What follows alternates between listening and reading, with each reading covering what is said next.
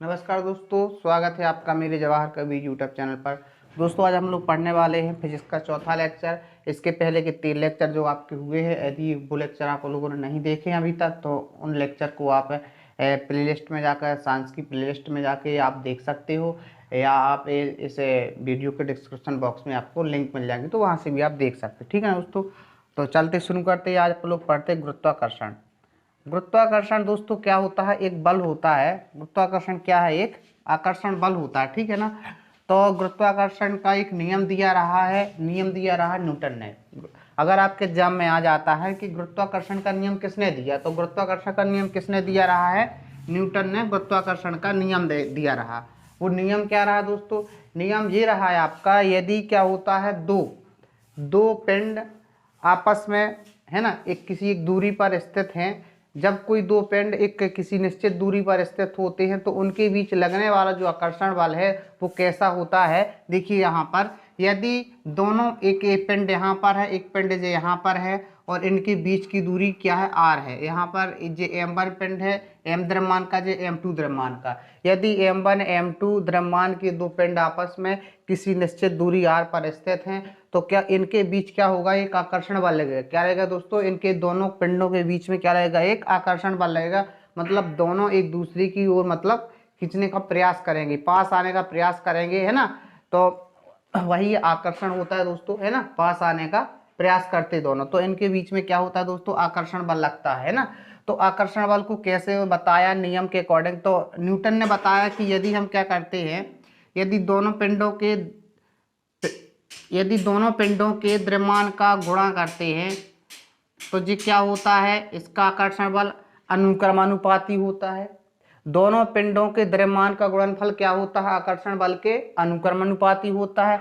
और बताया उनकी जो दूरी होती है, दोनों पिंडों के बीच की दूरी आकर्षण बल के वर्ग के व्यक्तिक्रमानुपाती होती है। दूरी का वर्ग आकर्षण बल का व्यक्तिक्रमानुपाती होता है दोस्तों। इन दोनों समीकरण से मिलकर दोस्तों यहाँ पे जी आपका बन जाता है F बराबर जी m1 m2 बटे आर स्क्वायर दोस्तों। तो यहाँ पे अपन को इतनी ज़्यादा कोई दिक्कत लेने वाली बात नहीं है। MP प्लस में आपका डायरेक्ट इस तरीके से पूछा जाएगा कि गुरुत्वाकर्षण बल क्या होता है ना। तो हम बता सकते हैं गुरुत्वाकर्षण बल क्या है? दो पिंडों के बीच लगने वाला एक आकर्षण बल होता है। ठीक है ना। चलो, तो हम न्यूटन के नियम के अनुसार एक यहाँ पे एक आकर्षण बल का फॉर्मूला बन के आता है F बराबर जी m1 m2 बटे आर स्क्वायर। ठीक है ना दोस्तों। यहाँ पे जो कैपिटल जी क्या है? कैपिटल जी क्या है? नियतांक होता है। जब यहाँ पे कोई समानुपाती का, जब हमने ऐसे चिन्ह हटाया रहा है, यहाँ पर m1 m2 लिखा रहा है जो, है ना, यहाँ पर आर स्क्वायर कह देंगे। जब ये चिन्ह हटेगा दोस्तों तो यहाँ पर F बराबर जी आ जाए, यहाँ इसकी जगह क्या आ जाता है? एक नियतांक आ जाता है। तो वही बन जाता है m1 m2 बटे आर स्क्वायर बन जाएगा यहाँ पर दोस्तों। ठीक है ना। तो यहाँ पे क्या हो जाता है जी क्या हो जाता है? आपका नियतांक हो जाता है। ठीक है ना। जो आपका कैपिटल जी है, जो नियतांक है, इसे हम क्या बोलते हैं? सार्वत्रिक गुरुत्वाकर्षण नियतांक भी बोलते हैं। ठीक है ना। चलो, जी का मान दोस्तों याद रखना, जी का मान होता है 6.67 मल्टी 10 की पावर, है ना, 11 न्यूटन मीटर स्क्वायर प्रति किलोग्राम, है ना। जी का मान 6.67 गुणा 10 की पावर -11 न्यूटन मीटर स्क्वायर प्रति किलोग्राम होता है दोस्तों। इसको ध्यान रखना आप लोग। ठीक है ना। अच्छा, यहाँ से देखते हैं दोस्तों गुरुत्वीय त्वरण जी का मान। एक आता है जी कैपिटल जी का मान हो गया दोस्तों। कैपिटल जी का मान जे लिखा है यहाँ पर, और आपका स्मॉल जी का मान होता है दोस्तों। इसको याद रखना, बहुत इंपॉर्टेंट है, आपके एग्जाम में कई बार पूछा गया है कि आपका जो स्मॉल जी होता है गुरुत्वीय त्वरण होता है ना। तो गुरुत्वीय त्वरण क्या होता है? कैपिटल जी स्मॉल जी होता है दोस्तों। सबसे पहली बात, गुरुत्वीय त्वरण स्मॉल जी होता है जिसका मान होता है 9.8 मीटर पर सेकंड स्क्वायर, है ना। जी किसकी इकाई है? जे त्वरण की इकाई है। तो क्या है? जे गुरुत्वीय त्वरण है। जी क्या है? जे गुरुत्वीय त्वरण है दोस्तों। और ए को हम त्वरण से दर्शाते हैं, लेकिन जी क्या बोलते हैं? हम गुरुत्वीय त्वरण बोलते हैं। ठीक है ना। तो यहाँ पर दोस्तों जी कैपिटल जी याद रखना, कैपिटल जी नियतांक होता है। ठीक है ना, गुरुत्वीय नियतांक होता है। लेकिन जी स्मॉल जी क्या होता है दोस्तों? गुरुत्वीय त्वरण होता है, जिसका मान क्या होता है? 9.8 मीटर पर सेकंड स्क्वायर दोस्तों। जी का मान दोस्तों वस्तु के रूप, आकार और द्रव्यमान पर निर्भर नहीं करता दोस्तों। एग्जाम में बहुत क्वेश्चन बनता है, क्या जी का मान वस्तु के रूप किस प्रकार की है, आकार कैसा है, द्रव्यमान क्या है, इस पर कोई डिपेंड नहीं करता जी का मान। ठीक है ना। तो यहाँ पे हम बात करते हैं, ध्यान रखना आप लोग, जी का मान रूप, आकार, द्रव्यमान आदि पर निर्भर नहीं करता है दोस्तों। बात आती है यहाँ पर दोस्तों पृथ्वी की सतह से। यदि हम पृथ्वी की सतह से, जैसे कुछ ये पृथ्वी है आपकी, है ना, ये पृथ्वी है आपकी, यहाँ पर अगर इसकी सतह से हम ऊपर जाते हैं या इसके नीचे आते हैं तो दोस्तों क्या होता है, जी के मान में क्या परिवर्तन होता है दोस्तों। तो यहाँ देखिए लिखा हुआ है कि पृथ्वी की सतह से ऊपर जाएंगे या नीचे आएंगे आप, है ना, सतह से ऊपर जाएंगे या नीचे आएंगे तो क्या होगा, जी का मान दोस्तों कम होता है। ठीक है, बात समझ गए आप लोग। अगर पृथ्वी की सतह से आप ऊपर जाओगे या पृथ्वी सतह के नीचे जाओगे तो क्या होगा, जी का मान कम होगा। ठीक है ना, मतलब घटता जाता है। जैसे ही आप ऊपर जाते हो वैसे वैसे जी का मान, कैपिटल स्मॉल जी का मान घटता जाता है। ठीक है ना, और जब आप सतह के अंदर जाते हो तब भी जी का मान क्या होता है, घटता जाता है। ठीक है, इस बात को विशेष ध्यान रखना, एग्जाम में कई बार ये क्वेश्चन आपका पूछा जा चुका। ठीक है ना, इसको ध्यान रखना है दोस्तों। मैं बताते चलूंगा आपको क्या याद रखना है ना, तो ध्यान रखना। हाँ दोस्तों, इसके बाद बात आती है दोस्तों ध्रुवों पर क्या होता है। जो ध्रुव होते हैं, ध्रुव क्या होते हैं, उत्तरी ध्रुव और दक्षिण ध्रुव। उत्तरी ध्रुव और दक्षिण ध्रुव जो होते हैं दोस्तों, तो ध्रुवों पर क्या होता है, जी का मान अधिकतम होता है। क्या होता है, जी का मान अधिकतम होता है। जो गुरुत्वीय त्वरण का मान होता है ध्रुवों पर अधिकतम होता है ना, जी आपका जैसे उत्तरी ध्रुव और जी दक्षिण ध्रुव। दोस्तों यहाँ पर क्या होता है, जी का मान क्या होता है, अधिकतम होता है। ठीक है ना, एन और एस, नॉर्थ साउथ, है ना, उत्तरी ध्रुव और दक्षिण ध्रुव कहलाते हैं। ठीक है ना, समझ गए, याद रहेगा। चलो, विषुवत रेखा पर न्यूनतम जी का मान होता है दोस्तों। विषुवत रेखा का मतलब दोस्तों भूमध्य रेखा। कौन सी रेखा, भूमध्य रेखा दोस्तों। जैसे भूमध्य रेखा मतलब यहाँ से जे ऐसे जाती है, तो इस वाली सतह पर, इस भूमध्य रेखा पर जो जी का मान होता है वो क्या होता है, न्यूनतम होता है। सबसे कम कहाँ होता है दोस्तों, भूमध्य रेखा पर या विषुवत रेखा पर जी का मान सबसे कम होता है या न्यूनतम होता है। ठीक है ना, चलो इसके बाद बात करते हैं पृथ्वी की घूर्णन गति। यदि दोस्तों क्या हो जाता है, यदि पृथ्वी की घूर्णन गति में वृद्धि होती है, घूर्णन की गति में यदि वृद्धि होती है तो जी का मान क्या हो जाता है, कम हो जाता है। जी का मान क्या हो जाता है दोस्तों, कम हो जाता है। पृथ्वी की घूर्णन गति के कारण क्या होता है, जी का क्या है ना, स्मॉल जी या गुरुत्वीय त्वरण का मान क्या हो जाता है दोस्तों, कम हो जाता है। यदि पृथ्वी की घूर्णन गति बिल्कुल ना हो तो जी का मान क्या हो जाएगा, बढ़ जाएगा। ठीक है ना, उल्टा उसी का। यदि तो याद रहेगा, घूर्णन गति के कारण जी का मान क्या हो जाता है, कम हो जाता है। घूर्णन गति यदि नहीं करती पृथ्वी, अगर घूर्णन गति में कमी होती है ना, उसकी गति में कमी होती है तो जी का मान क्या हो जाएगा दोस्तों, बढ़ जाएगा। ठीक है ना दोस्तों, इस प्रकार से हमने जी के बारे में जाना। और दोस्तों इसको याद रखना, फॉर्मूले को आप लोग याद रखना। ये चीजें सारी की सारी एग्जाम में पूछी जाती हैं, है ना। यहाँ जी तो बहुत इंपॉर्टेंट बनता है, जी सब लाइन है आपकी। तो इसके बाद बात करते दोस्तों हम लोग लिफ्ट में पिंड का भार क्या होता है। आप लोगों ने देखा होगा कि लिफ्ट से संबंधित बहुत क्वेश्चन आते हैं। वो कहता है जब आप लिफ्ट से नीचे आते हो तो आपको अपना भार कैसे प्रतीत होता है, मतलब आप एक वहां पे क्या है, लिफ्ट के अंदर एक आप पिंड की भांति उपस्थित है ना, पिंड की तरह आप क्या है, लिफ्ट के अंदर बैठे हुए हैं। आप एक पिंड मान के चलो अपने आप को। तो क्या होता है, जब लिफ्ट नीचे की ओर आती है तो अपने आप भार में आप क्या महसूस करते हो, और जब लिफ्ट ऊपर की ओर जाती है तो अपने भार में आप क्या महसूस करते हो, इसके बारे में एग्जाम में पूछा जाता है। ठीक है दोस्तों, तो यहाँ पे लिखा हुआ कि लिफ्ट जब क्या होती है दोस्तों, ऊपर जाती है तो हमें अपना भार क्या होता है, बढ़ा हुआ प्रतीत होता है। जब हम लिफ्ट क्या होती है, लिफ्ट जब ऊपर की ओर जाती है तो उसमें कोई पिंड हो या हम खुद एक वहां पे यदि बैठ जाए, एक पिंड मान के चले अपने आप को, तो हमारा अपने आप में हमें भार क्या होगा, बढ़ा हुआ प्रतीत लगेगा। ठीक है ना। और जब लिफ्ट नीचे की ओर जाती है दोस्तों तो हमें अपना भार क्या लगता है, कमता हुआ, मतलब है ना, कम प्रतीत होता है, मतलब इसे घटा हुआ प्रतीत होता है, इसे बोल सकते हैं हम। ठीक है ना, ऊपर जाने पर बढ़ा हुआ प्रतीत होगा, नीचे जाने पर घटा हुआ प्रतीत होगा। दोस्तों शब्दों के साथ रखना, ऊपर मतलब ज्यादा, मतलब जाना, है ना, नीचे मतलब नीचे साइड आना, कम होता है। ठीक है ना, ऊपर जाने पर बढ़ा हुआ प्रतीत होता है, नीचे जाने पर घटा हुआ प्रतीत होता है। तो आप लोग याद रखना, जो एग्जाम में बहुत पूछा जाता है। और इसके बाद दोस्तों यदि बात करें हम, यदि एक लिफ्ट है, यदि आप उसके अंदर बैठे हो और वो समान वेग से ऊपर जाती है, नीचे आती है, समान वेग से मतलब ऊपर नीचे हो रही है, तो हमें अपने भार में कोई परिवर्तन देखने को नहीं मिलता है, या कोई भी परिवर्तन अपने भार में प्रतीत हमें नहीं होता है। ठीक है ना, तो समझ गए आप लोग। जैसे लिखा है इसमें क्या होता है, यदि लिफ्ट का तो है ना, समान वेग से यदि क्या ऊपर जाती है नीचे जाती है, समान वेग से यदि लिफ्ट क्या ऊपर और नीचे होती है तो पिंड के भार में कोई परिवर्तन नहीं होता है। क्या होता है, पिंड के भार में कोई परिवर्तन नहीं होता है। ठीक है ना, चलो यहाँ पे बात करते दोस्तों, फिर आगे क्या लिखा, लिफ्ट का त्वरण यदि बढ़ा है तो, है ना। हाँ दोस्तों, एक बात यहाँ पे आती है कि ऐसा क्वेश्चन आता है कि जब क्या होता है, कौन सी स्थिति होती है जब क्या होता है कि हम जब नीचे की तरफ यदि आ रहे हैं और रस्सी टूट जाए, यदि रस्सी टूट जाए लिफ्ट की, ठीक है, तो हम लोग क्या करते हैं, नीचे गिरने के बाद जाके वापस ऊपर छत पे टकरा जाते हैं, है ना। जैसे ही अगर आ रहा है आप नीचे साइड यदि रस्सी टूट जाती है तो आप फर्श में लगने के बाद वापस छत पे जाके टकरा जाते हैं, ठीक है। ये स्थिति कब बनती है दोस्तों, जब उस लिफ्ट का जो त्वरण होता है ना, उसका जो त्वरण होता है वो जी के मान से गुरुत्वीय त्वरण से ज्यादा हो जाता है। जो लिफ्ट का जो त्वरण होता है दोस्तों वो जी के त्वरण से ज्यादा हो जाता है ना, एक गुरुत्वीय त्वरण से ज्यादा हो जाता है, समझ गए ना। जब लिफ्ट का त्वरण क्या हो जाता है, यदि लिफ्ट का त्वरण अधिक हो जाता है किससे, जी से, जी के त्वरण से या गुरुत्वीय त्वरण से अधिक हो जाता है। लिफ्ट का त्वरण, याद रखना दोस्तों, लिफ्ट का त्वरण जब गुरुत्वीय त्वरण से अधिक हो जाता है तो क्या हो जाता है, पिंड छत पर जल लगेगा, ठीक है ना, तो इसको याद रखना।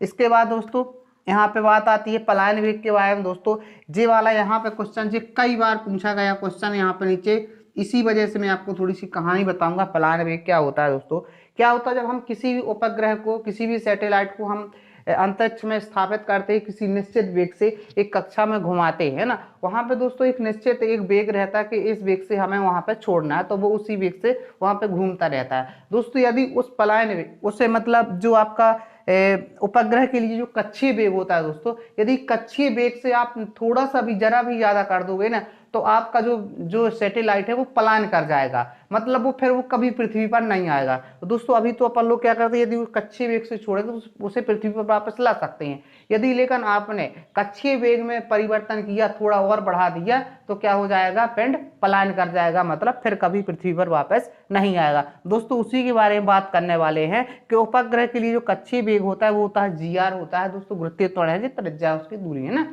तो अच्छा, पृथ्वी तल से पलायन वेग क्या होता है, 2 GR दोस्तों, यहाँ पे GR, यहाँ दोस्तों पलायन वेग में 2 और आ गए अंदर, है ना। तो हम कह सकते हैं यदि हम कक्षीय वेग में √2 का गुणा कर दें, किसका, √2 का गुणा कर दें, यदि हम कक्षीय वेग में √2 का गुणा कर दें तो वह वेग क्या बन जाता है, पलायन वेग बन जाता है। क्या बन जाता है, बन जाता है पलायन वेग बन जाता है।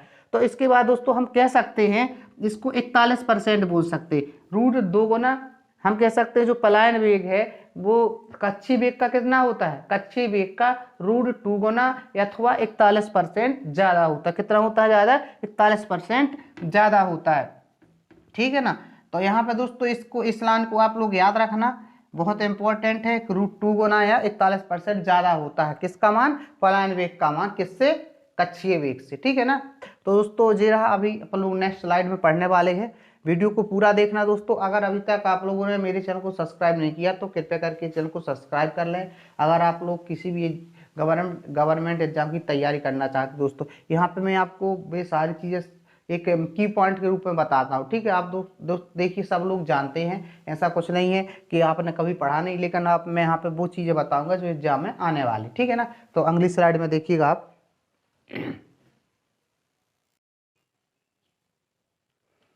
दोस्तों अपन लोग अगली स्लाइड में बात करने वाले हैं प्रेशर के बारे में दोस्तों, दाब के बारे में बात करने वाले हैं दोस्तों।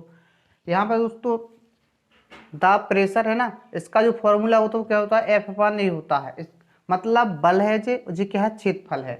यदि हम किसी पृष्ठ के, यदि किसी पृष्ठ पर हम कोई लंबवत बल लगाते हैं, यदि क्या करते हैं हम पृष्ठ पर लंबवत बल लगाते हैं, तो लगाया गया बल और उस पृष्ठ का क्षेत्रफल में यदि हम भाग करते हैं, किसका, बल में यदि हम पृष्ठीय क्षेत्रफल का यदि भाग कर देते हैं तो वहां से हमें क्या मिल जाता है, दाब मिल जाता है।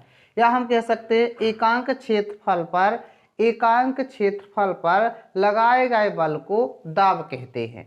एकांक क्षेत्रफल पर, है ना, एकांक क्षेत्रफल पर लगाए गए बल को हम क्या कह सकते हैं, दाब कह सकते हैं, ठीक है ना।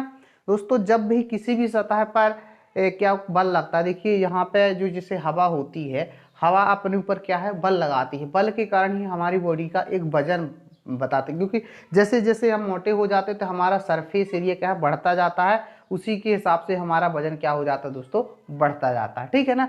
तो यहाँ पे वही है कि क्या होता है, एकांक क्षेत्रफल पर लगाए गए बल को हम दाब कहते हैं, ठीक है दोस्तों। तो यहाँ से याद रखना, फॉर्मूला आपको याद रखना है, बल का फॉर्मूला क्या हो गया आपका, F/A हो गया, वहीं से आपकी परिभाषा बन जाएगी, ठीक है ना। तो अब सबसे महत्वपूर्ण आता है बल क्या है, एक दोस्तों अदिश राशि, क्या है, एक अदिश राशि। बल की इसकी दाब की, जैसे बल है ना, बल भी क्या रहा, ठीक है ना। तो यहाँ पे क्या हो जाता है, दाब क्या है, एक आदेश राशि है, ठीक है ना दोस्तों। तो अब हम इसके बाद बात करते हैं आपका गलनांक है, जो गलनांक पर प्रभाव है ना। अभी इसको गलनांक, इसको देख लो यहाँ पर, ठीक है ना। चलो देखो यहाँ पर बल का ऐसा ही मात्रक दोस्तों क्या होता है, न्यूटन पर मीटर स्क्वायर। बल का ऐसा ही मात्रक दोस्तों न्यूटन पर मीटर स्क्वायर होता है, या इसको हम क्या कह सकते हैं दोस्तों, इसको हम पास्कल भी कहते हैं। क्या कहते हैं, पास्कल भी कहते हैं। पीक मतलब दाब का ऐसा ही मात्रक न्यूटन पर मीटर स्क्वायर या पास्कल, ठीक है ना। चलो दोस्तों, इसके बाद ये तो रहा आपका दाब के बारे में, ठीक है ना। दाब के बारे में रहा, दाब क्या है, एक आदेश राशि है। दाब का ऐसा ही मात्रक न्यूटन पर मीटर स्क्वायर होता है या पास्कल होता है, ठीक है ना। और सूत्र की बात करें तो P बराबर F/A होगा दोस्तों। यहाँ पर इंपॉर्टेंट बात आती है दोस्तों, वायुमंडलीय दाब के बारे में आपसे क्वेश्चन पूछता है। वायुमंडल दाब के बारे में हम लोग यहाँ पे जानेंगे। वायुमंडलीय दाब क्या होता है दोस्तों, वायु द्वारा लगाया गया दाब। वायु द्वारा लगाया गया हमारे ऊपर जो दाब होता है, या विभिन्न वस्तुओं पर जो वायु के द्वारा दाब लगाया जाता है, उसे हम वायुमंडलीय दाब कहते हैं, ठीक है ना।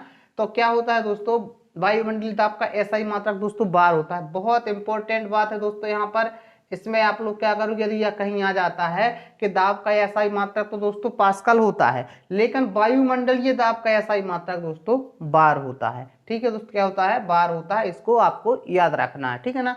तो दाब का हो गया पास्कल, और वायुमंडलीय दाब का क्या हो गया दोस्तों, बार हो गया, ठीक है ना। तो एक बार बराबर क्या होता है दोस्तों, 10⁵ न्यूटन पर मीटर स्क्वायर। हम कह सकते हैं एक बार बराबर होता है 10⁵ पास्कल होता है। 10⁵ है ना, 10⁵ क्या होता है, पास्कल। यहाँ पे जी क्या है, न्यूटन पर मीटर स्क्वायर क्या है दोस्तों, पास्कल है, ठीक है ना। तो मतलब यहाँ पे बहुत बड़ी एक वैल्यू होती है जी, एक बार, है ना। चलो यहाँ पे हम बात करते दोस्तों, अब बात करते हैं दोस्तों, यदि हम पृथ्वी की सतह से ऊपर जाते हैं तो दाब में क्या, वायुमंडलीय दाब में क्या परिवर्तन होता है दोस्तों। स्वाभाविक सी बात है, अगर आप पृथ्वी से ऊपर की तरफ जाओगे तो वायुमंडलीय दाब क्या होगा, कमता जाएगा। क्योंकि जो परत यहाँ की परत है, इस परत के हम ऊपर चले जाएंगे, फिर अगली परत के ऊपर चले जाएंगे दोस्तों। हम जैसे जैसे हम वायु के ऊपर चलते जाएंगे, जो नीचे वाली वायु का वजन थोड़ी ना हम ऊपर से लगाएगा, ठीक है। जितनी ऊपर वायु की परत जो बची वो हमारे ऊपर दाब लगाएगी, हम उससे पार चलते जाएंगे, हमारा क्या हो जाएगा, वायुमंडलीय दाब अपना कम होता जाएगा दोस्तों। तो याद रहेगा कि क्या होता है, यदि हम पृथ्वी की सतह से ऊपर जाते हैं तो वायुमंडलीय दाब में क्या होता है दोस्तों, कमी हो जाती है, ठीक है ना। इसके बाद हम बात करते हैं, है ना, क्या हो जाती है, पृथ्वी सतह से ऊपर जाने पर वायुमंडलीय दाब में क्या हो जाती है दोस्तों, कमी हो जाती है। पहाड़ों पर खाना बनाने में इसी कारण से क्या होती है, कठिनाई होती है दोस्तों। आता है क्वेश्चन कि किस कारण से पहाड़ों पर खाना बनाने में कठिनाई होती है दोस्तों। क्या होता है, वहां पर वायुमंडलीय दाब की कम हो जाने के कारण हम वहां पे खाना बनाने में हमें कठिनाई होती है, ठीक है ना। तो वायु जो क्या हो जाता है, जब हम जैसे ही पहाड़ों पर जाते हैं वहां का वायुमंडलीय दाब कम होता है, जिसके कारण हमें खाना बनाने में कठिनाई होती है दोस्तों। और फिर दूसरा आता है दोस्तों कि वायुयान में बैठे यात्री के फाउंट पेन स्याही रिस जाती है दोस्तों। जब यदि क्या करते हैं, हम वायुयान में यात्रा कर रहे होते हैं, प्लेन वगैरह में यात्रा कर रहे होते हैं, वहां पे वायुमंडलीय दाब तो रहता नहीं है ना, बहुत कम रहता है वहां पे, ऑक्सीजन वगैरह मतलब है ना फैसिलिटी रहती, जो भी जैसा रहता है ना, तो वहां पे क्या होता है, ये वायुमंडलीय दाब तो कम हो जाता है। तो वहां पे जो आप पेन लिए रहते हो, पेन होता है दोस्तों, उसकी सारी क्या हो जाती है, ऊपर की तरफ आ जाती है, उसी को बोला है ना। तो किसके कारण होते हैं ये दोनों की दोनों चीजें, खाना बनाने में कठिनाई और पेन की स्याही रिस जाना, ये किसके कारण होता है दोस्तों, वायुमंडलीय दाब के कम हो जाने के कारण होता है, ठीक है ना। चलो, इसको वायुमंडलीय दाब को मतलब किससे नापा जाता है, बैरोमीटर से। कैसे नापा जाता है, बैरोमीटर से नापा जाता है, इसको याद रखना आप लोग, ठीक है ना। ये आपको उदाहरण याद रखना है दोस्तों, ये दोनों, और इसको बैरोमीटर से नापा जाता है, इसको याद रख, ठीक है ना।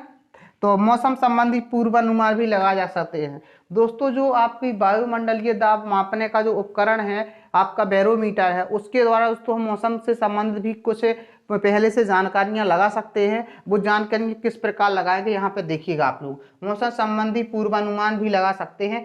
पाठ्यांक यदि धीरे धीरे नीचे गिरता है, यदि जो बैरोमीटर की जो पाठ्यांक है ना, यदि क्या होता है, धीरे धीरे क्या होता है, नीचे गिरते हैं पाठ्यांक उसके, तो हम कह सकते हैं कि वर्षा होने की संभावना है दोस्तों। क्या होगा, वर्षा होने की संभावना होगी। कब होगा, जब पाठ्यांक धीरे धीरे नीचे गिरेगा। यदि दोस्तों एकाएक नीचे गिरता है, तो यदि एकाएक नीचे गिरता है दोस्तों पाठ्यांक, यदि बैरोमीटर का पाठ्यांक एकाएक मतलब अचानक से नीचे गिरता है, तो हम दोस्तों समझ जाना चाहिए क्या होगा, तूफान आने वाला, मतलब वायुमंडलीय दाब बढ़ जाएगा एकदम से। तो क्या हो जाएगा, एकदम से वो नीचे आ जाएगा, ठीक है ना। यदि क्या हो जाता है दोस्तों, धीरे धीरे ऊपर की तरफ जाता है, यदि बैरोमीटर का जो पाठ्यांक है वो धीरे धीरे ऊपर की तरफ जाता है, तो दोस्तों हमें समझ जाना चाहिए कि आज क्या होने वाला, मौसम एकदम साफ रहने वाला, ठीक है ना। तो आप लोग, आशा करता हूँ आप लोग इस चीज को समझ गए होंगे, ठीक है ना। चलो आगे देखते हैं अपन, धीरे धीरे क्या होता है, यदि ऊपर जाता है तो दिन साफ होता है। आगे बात करते हैं दोस्तों हम गलनांक पर क्या प्रभाव पड़ता है। जो वायुमंडलीय दाब होता है दोस्तों, उसका गलनांक और क्वथनांक पर क्या प्रभाव पड़ता है, इंपॉर्टेंट बात है, एग्जाम में पूछी जाती है, ठीक है ना दोस्तों। तो यहाँ पे एक बात तो याद रखना आप लोग, ऐसे पदार्थ, हम कह सकते हैं ऐसे पदार्थ जिनको हम पिघलाने पर या गर्म करने पर, यदि गर्म करें, यदि उनका आयतन बढ़ जाता है, क्या हो जाता है, यदि गर्म करने पर पदार्थों का आयतन बढ़ जाता है, तो उनका जो क्या होगा दोस्तों, उनका जो गलनांक है वो भी क्या हो जाएगा दोस्तों, बढ़ जाएगा। मतलब गलनांक का जो वैल्यू है, गलाने की जो वैल्यू है आपकी, वो क्या हो जाएगा दोस्तों, बढ़ जाएगी, ठीक है ना। चलो यहाँ पर देखो, जैसे आप दोस्तों यहाँ पर देख रहे हैं, गलाना मतलब दोस्तों जमाना है ना, गलाना मतलब जमाना होता है, ठीक है ना। अब यहाँ पे बात करते हैं दोस्तों, यहाँ पे गर्म करने पर, यहाँ पे गलनांक है दोस्तों, मतलब है ना, तो यहाँ गर्म करने पर आयतन क्या हो जाता है दोस्तों, क्या होता है, यदि बढ़ जाता है तो दाब भी क्या हो जाएगा, बढ़ जाएगा, वायुमंडलीय दाब भी बढ़ जाए, है ना। वायुमंडल के दाब बढ़ाने से भी क्या हो, गलनांक भी बढ़ जाएगा, ठीक है ना। तो दाब बढ़ाने पर बढ़ जाएगा, कब बढ़ेगा, जब आयतन बढ़ेगा। यदि क्या होता है दोस्तों, यदि गर्म करने पर आयतन कम होता है, यदि गर्म करने पर कोई सी वस्तु का आयतन क्या हो जाता है, कम हो जाता है, तो क्या होता है, दाब बढ़ाने पर गलनांक भी कम हो जाता है। सीधी सीधी बात है दोस्तों, यदि आयतन बढ़ेगा तो दाब बढ़ाने पर गलनांक बढ़ेगा, यदि आयतन कमेगा तो दाब बढ़ाने पर आयतन भी कमेगा, ठीक है ना। ठीक है, यदि क्या हो जाता, आयतन कमता तो गलनांक भी कम होता है, यदि आयतन बढ़ता है तो दाब भी बढ़ जाता है, ठीक है ना। चलो इसके बाद दोस्तों हम बात कर, जैसे उदाहरण में बहुत इंपॉर्टेंट दोस्तों याद रखना, बर्फ है। बर्फ क्या होता है दोस्तों, गर्म करने पर क्या होता है, इसका जो है ना आयतन क्या हो जाता है दोस्तों, कम हो जाता है।